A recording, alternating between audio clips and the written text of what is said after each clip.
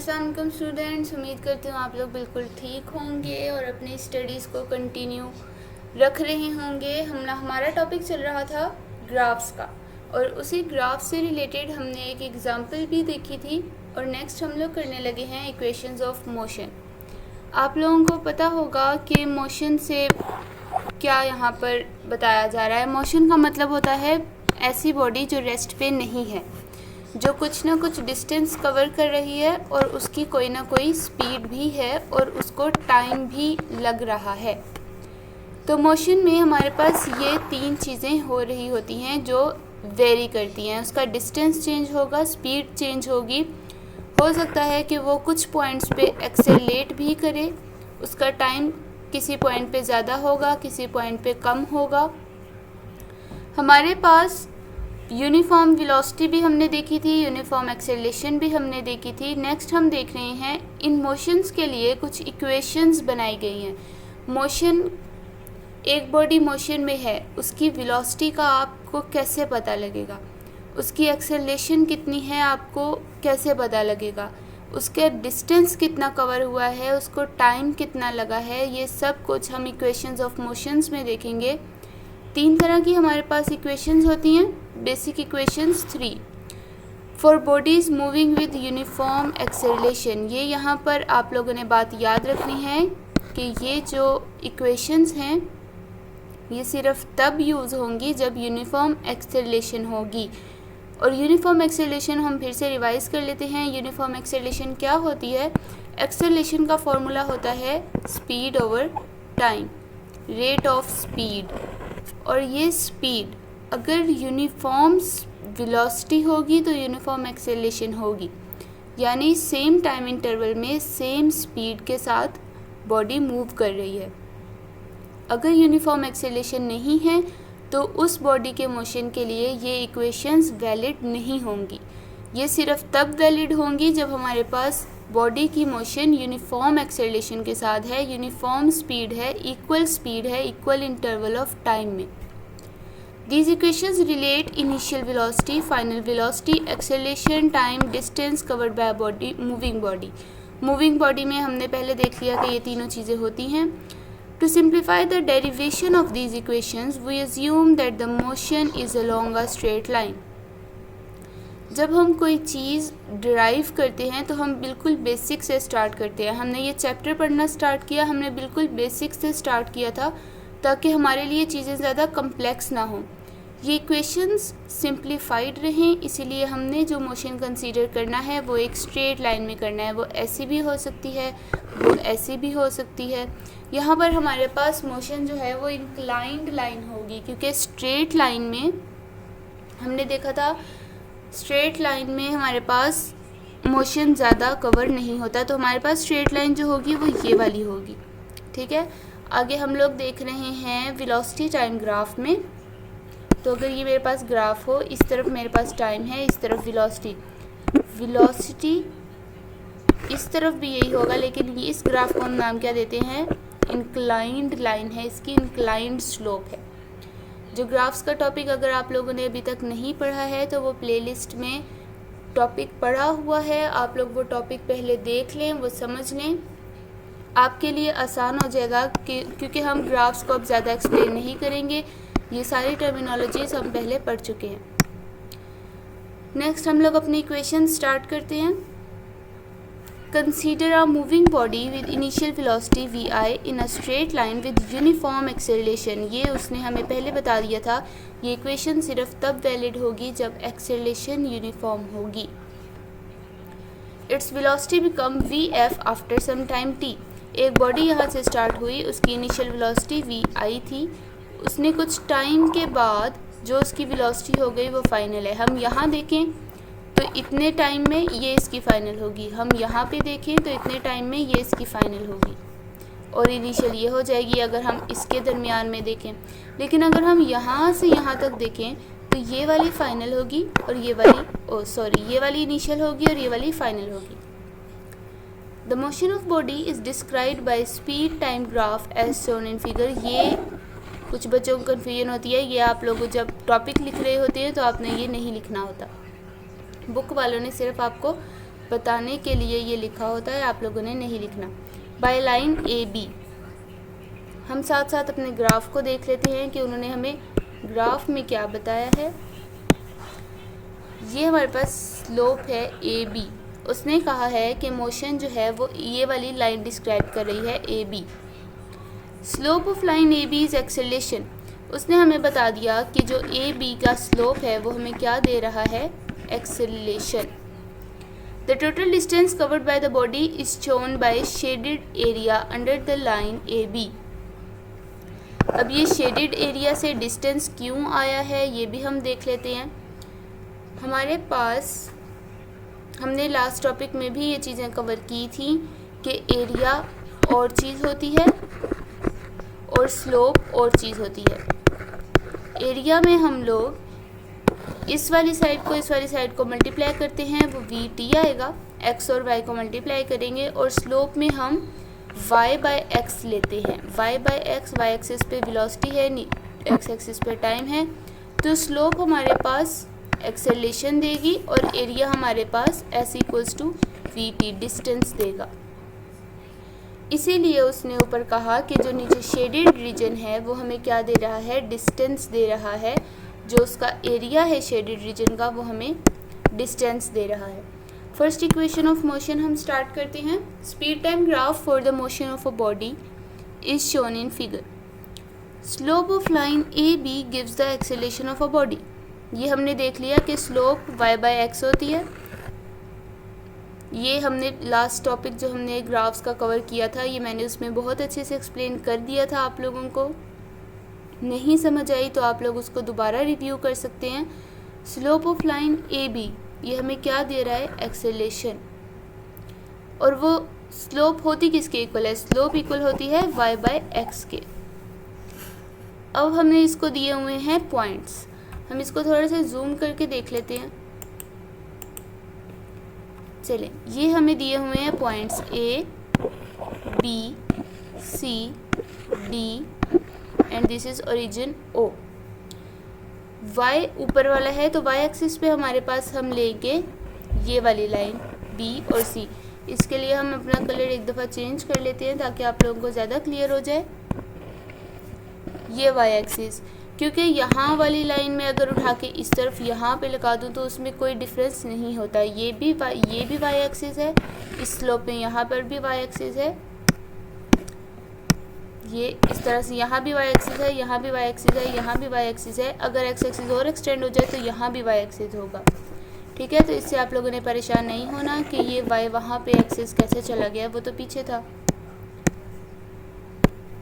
चलिए जी, अब हमारे पास आ गया y हमने ले लिया b और c। x हमारे पास क्या होगा, a और c। ठीक है जी, ये a टू c हमारे पास y बाय एक्स स्लोप आ गई। क्योंकि आपने सिर्फ और सिर्फ, अब आप लोग ये कहें कि x में हमने ये क्यों नहीं लिया, ये क्यों नहीं लिया, ये आगे हम देखते हैं कि ये क्यों नहीं लिया। आप लोगों ने ये बहुत अच्छे से तैयार करनी है क्योंकि एग्ज़ाम में इक्वेशन ऑफ मोशंस बहुत इंपॉर्टेंट होती हैं। आपके लिए क्वेश्चन भी पूरा आ सकता है और फर्दर जो हम इसके न्यूमेरिकल सॉल्व करेंगे वो भी इसी से होंगे। y ओवर x हमने ये स्लोप लिख लिया। अब बी सी को अगर मैं देखूं इस पूरी लाइन से, जो कि हमारे पास क्या है, बी डी, यहाँ एक पॉइंट है सी। अगर मैं इस पूरी लाइन से ये वाला पार्ट रिमूव कर दूं जो लाइन से नीचे नीचे तक है, ये वाला, तो मेरे पास इसकी वैल्यू तो आ जाएगी। तो मैं बी डी में से सी डी को माइनस कर देती हूँ जो हमने यहाँ पे किया हुआ है। और ए सी किसके बराबर है, जितनी लेंथ इसकी है उतनी लेंथ ही ओ डी की है, तो हम यहाँ पे लिख लेंगे ओ डी। बी डी हमारे पास किसके इक्वल है, बी और डी। ये हम लोग दोबारा दूसरे कलर से देख लेते हैं ताकि आप लोगों को ज़्यादा क्लियर हो जाए कि बी और डी हमारे पास किसके इक्वल है, फाइनल वेलोसिटी के, क्योंकि ये दोनों साइड्स बिल्कुल बराबर हैं। ये हमारे पास इक्वल है फाइनल वेलोसिटी के। ये देखें, यहाँ आपको नज़र आ रहा होगा कि यहाँ पर ये इन्होंने फाइनल वेलोसिटी दी हुई है। तो बी डी की वैल्यू आ गई फाइनल वेलोसिटी, सी डी की वैल्यू ये है हमारे पास सी डी वाला हिस्सा, और यहाँ पे हमारे पास अगर हम देखें ये वी आई लिखा हुआ है हमारे पास, जो इतना हिस्सा है सिर्फ, ठीक है। तो ये वी आई आ गई, और ओ डी की वैल्यू क्या है उसके साथ लिखी हुई है, ओ डी की वैल्यू है टी। ये हमारे पास वैल्यूज़ थी, तो हमने इस इक्वेशन में वैल्यूज़ को पुट किया तो हमारे पास ये आ गया, acceleration equals to V F minus V I over T, ठीक है।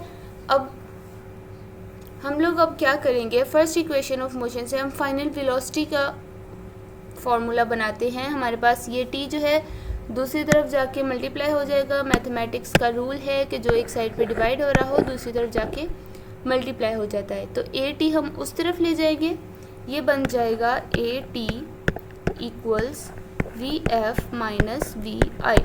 इसको मैं इस तरह लिखूँ या जैसे बुक वालों ने रीअरेंज करके लिखा है इस तरह लिखे, कोई फ़र्क नहीं पड़ता, एक ही बात है। ये माइनस वी आई यहाँ मल्टीप्लाई हो रहा है, दूसरी तरफ जाके इनिशियल वेलोसिटी प्लस हो जाएगी, और हमारे पास फाइनल इक्वेशन ऑफ मोशन आ जाएगी we F equals V I plus A T. ये है हमारे पास फर्स्ट इक्वेशन ऑफ मोशन, जो कब यूज़ होगी, सिर्फ तब जब एक्सेलरेशन हमारे पास बॉडी का यूनिफॉर्म होगा, ठीक है। उम्मीद करती हूँ आप लोग को ये समझ आ गई होगी। ग्राफ को आप अच्छे तरीके से देख लीजिएगा, क्योंकि ये बनाना और इसको सही तरीके से बनाना बहुत इम्पोर्टेंट है, क्योंकि आपकी तीनों इक्वेशंस में ये सेपरेटली बनेगा। अगर आपको थर्ड इक्वेशन ऑफ मोशन आती है एग्ज़ाम के लिए, ये उसमें भी बनेगा, सेकंड आती है ये उसमें भी बनेगा, और फर्स्ट में तो ये बनेगा। आप लोगों के क्वेश्चन की स्टार्टिंग, जो आप लोग कोई भी इक्वेशन आ जाए आप लोग स्टार्ट यहाँ से करेंगे। ये इसका इंट्रोडक्शन है कि ग्राफ हमने बनाना कैसे है यहाँ तक। उसके बाद आपसे जो भी इक्वेशन उन्होंने पूछी हुई है आप वो लिखने स्टार्ट कर सकते हैं। ग्राफ पहले बनाएंगे, उसके बाद इक्वेशन ड्राइव करेंगे। हम लोग इसके स्टेप्स बना लेते हैं। सबसे पहले हमने लिखना है ग्राफ का थोड़ा सा इंट्रो, जो हमारे पास कंसीडर अ बॉडी से स्टार्ट हो रहा था। उसके बाद हमने ग्राफ को ड्रॉ करना है, और उसके बाद हमने अपनी इक्वेशन लिखनी स्टार्ट करनी है। प्रेजेंटेशन बहुत मैटर करती है, इसलिए आप लोगों ने ग्राफ को, ये चीज़ें अक्सर बच्चे लिखना भूल जाते हैं। Gain in speed equals to A T, V F V I, ये सारी लेबलिंग जो है ये आप लोगों ने अच्छे तरीके से कर देनी है। याद रखिएगा हम लोग शेडेड रीजन की आगे बात करेंगे, इसलिए आपने इस रीजन को जो उन्होंने शेड किया हुआ है ये सारा, इसको आप लोग शेड भी करेंगे। नेक्स्ट हम लोग पढ़ते हैं सेकेंड इक्वेशन ऑफ मोशन। चलें जी, सेकेंड इक्वेशन ऑफ मोशन में हम देखते हैं the total distance covered by the body is equal to the total area O A B D under the graph. Total distance हमने ऊपर भी देखा था कि एरिया हमें क्या देगा, हम एक्स और वाई एक्सिस, वाई और एक्स एक्सिस को मल्टीप्लाई करेंगे, तो ये फॉर्मूला हमने पढ़ा था डिस्टेंस के लिए। तो टोटल एरिया ऑफ ग्राफ हमें क्या देगा, डिस्टेंस देगा। ये हमने एक रफ सा स्केच बना लिया है ऊपर वाले ग्राफ का। हम देखते हैं second equation of motion, that is total area हमने क्या करना है। हमने लास्ट टाइम जो एग्जांपल की थी उसमें हमने देखा था कि हमारे पास अगर कोई इस तरह की ट्रेपेजियम टाइप शेप है तो हम क्या कर सकते हैं, हमारे पास एक तो हम इसका पूरा फार्मूला लगा सकते हैं, एक हम लोग इसका सेपरेट मतलब ट्रायंगल का फाइंड करें, इस ट्रायंगल को सेपरेट फाइंड करें, रेक्टेंगल को सेपरेट फाइंड करें, और तीनों को सम अप कर दें तो हमारे पास टोटल एरिया आ जाएगा। इसी तरह का काम हम कुछ इसमें करने लगे हैं। हमारे पास यहाँ बनती हैं दो शेप्स, एक हमारे पास बनता है ये ट्रायंगल और एक हमारे पास बनता है ये रेक्टेंगल। तो हम इन दो शेप्स को लेके चलेंगे।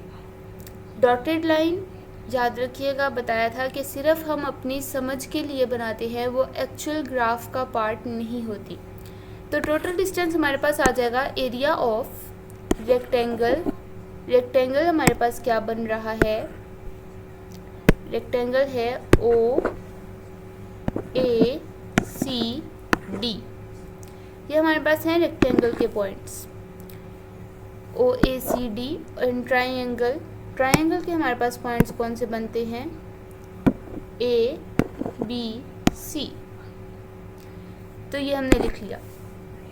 अब हमारे पास आपको पता है रेक्टेंगल का फॉर्मूला क्या होता है एरिया कैलकुलेट करने का, दोनों साइड्स को मल्टीप्लाई कर देते हैं। तो रेक्टेंगल की दो साइड्स हम ले लेते हैं, एक ये साइड लेनी है जिसकी हमारे पास वैल्यू है यानी CD या OA, आप लोग कुछ भी लिख सकते हैं, यहाँ CD भी आ सकता है, यहाँ OA भी आ सकता है, क्योंकि ये दोनों साइड्स इक्वल हैं। इन दोनों साइड्स में से भी कोई साइड ले सकते हैं, OD भी आ सकता है या AC भी आ सकता है। तो अब हमारे पास CD मल्टीप्लाई AC हो या OA मल्टीप्लाई OD हो, कोई डिफरेंस नहीं है इन दोनों में। नेक्स्ट हमारे पास OA की वैल्यू है VI और OD की वैल्यू है T, तो ये हमारे पास आ जाएगी वैल्यू एरिया ऑफ रेक्टेंगल की, ये हम लिख देते हैं, ये हमारे पास है इक्वेशन नंबर 1। नेक्स्ट हम एरिया ऑफ ट्रायंगल फाइंड कर लेते हैं। ट्रायंगल का फॉर्मूला होता है 1/2 बेस इंटू हाइट। 1/2 बेस हमारे पास क्या है ट्रायंगल की, ये देख लेते हैं, हम कलर चेंज कर लेते हैं थोड़ा सा, ऑरेंज से हम ट्रायंगल ड्रॉ करते हैं। बेस हमारे पास क्या है AC, हमने AC लिख दिया, और हाइट हमारे पास क्या है BC। ये देखिए मैंने कहा था बच्चे भूल जाते हैं AT लिखना, ये दरअसल B और B to C की वैल्यू है जो हम यहाँ पर पुट करने लगे हैं। अब हमारे पास इसकी वैल्यूज़ अगर हम लिखें तो AC की वैल्यू आ जाएगी T और BC की AT। अब हमारे पास दोनों की वैल्यूज़ आ चुकी हैं, हम इस वैल्यू को इक्वेशन 1 में पुट करेंगे और ट्रायंगल के एरिया को इक्वेशन नंबर 1 में पुट करेंगे। Since total area OABD, area of rectangle plus area of triangle, putting values हमारे पास ये था एरिया ऑफ रेक्टेंगल और ये था area of triangle.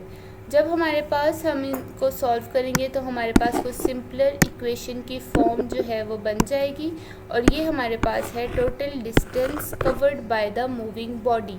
Moving body equation of motions है तो बॉडी ऑब्वियसली मोशन में होगी, तो ये हमारे पास है total distance. First equation of motion में हमने देखा, उसमें हमें दी फाइनल वेलोसिटी और दूसरे में हमने देखा हमारे पास total distance covered by the body. Next हम थर्ड इक्वेशन ऑफ मोशन करने लगे हैं। थर्ड इक्वेशन ऑफ मोशन में क्या है, the total distance as travelled by the body is given by total area OABD under the graph. ये भी हमें डिस्टेंस ही बताएगा, लेकिन जैसे एक चीज़ को करने के कई तरीके होते हैं, तो डिस्टेंस फाइंड करने के लिए भी हमारे पास दो इक्वेशंस हम ड्राइव करते हैं, second and third equation of motion जो भी हम पढ़ने लगे हैं। सेकेंड इक्वेशन ऑफ मोशन हमें क्या बताती है, थर्ड इक्वेशन ऑफ मोशन हमें क्या बताती है, टोटल एरिया OABD। हम उसका ग्राफ का एक रफ सा स्केच बना लेते हैं अपने पास ताकि हमें कोई प्रॉब्लम ना हो फर्दर। चलें स्टूडेंट्स, हमने अपना एक रफ स्केच ड्रॉ कर लिया है। तो टोटल एरिया OABD, यानी हम देख लेते हैं टोटल एरिया हमारे पास क्या बनता है OABD, ये हमारे पास टोटल एरिया है, किसके इक्वल है, डिस्टेंस के इक्वल है। तो हम इसको लिख सकते हैं OA plus BD divided by 2 multiply by OD। ये हमारे पास अगर आप लोग देखें OA ये वाली साइड, BD ये वाली साइड, 2 पैरेलल साइड्स OD और एक दूसरी साइड। अगर मैं इसको यूं करके बनाऊं, मैं इस शेप को इन्वर्स कर दूं, तो ये मेरे पास कुछ ऐसी शेप बनती है, ट्रेपीजियम टाइप। तो यहाँ पे दरअसल ट्रेपीजियम का फॉर्मूला यूज़ हो रहा है, आप लोगों ने परेशान नहीं होना, ये ट्रेपीजियम का फॉर्मूला यूज़ हो रहा है। 2 पैरेलल साइड्स, ये हमने लास्ट एग्जाम्पल जो की थी ग्राफ वाली, तब भी मैंने आपको बताया था कि सॉल्व करने के बहुत से तरीके होते हैं, तो इसीलिए आप लोगों ने ख्याल करना है। अगर आप लोगों ने वो लेक्चर नहीं लिया तो मैं आप लोगों को बार बार बता रही हूँ कि वो लाजमी ले लीजिएगा, क्योंकि अगर हमारे बेसिक्स क्लियर होंगे तो हम फर्दर कर सकेंगे, अच्छा पढ़ सकेंगे। 2 पैरेलल साइड्स, उनके दरमियान की height OD, 2 parallel sides OA and BD divided by 2।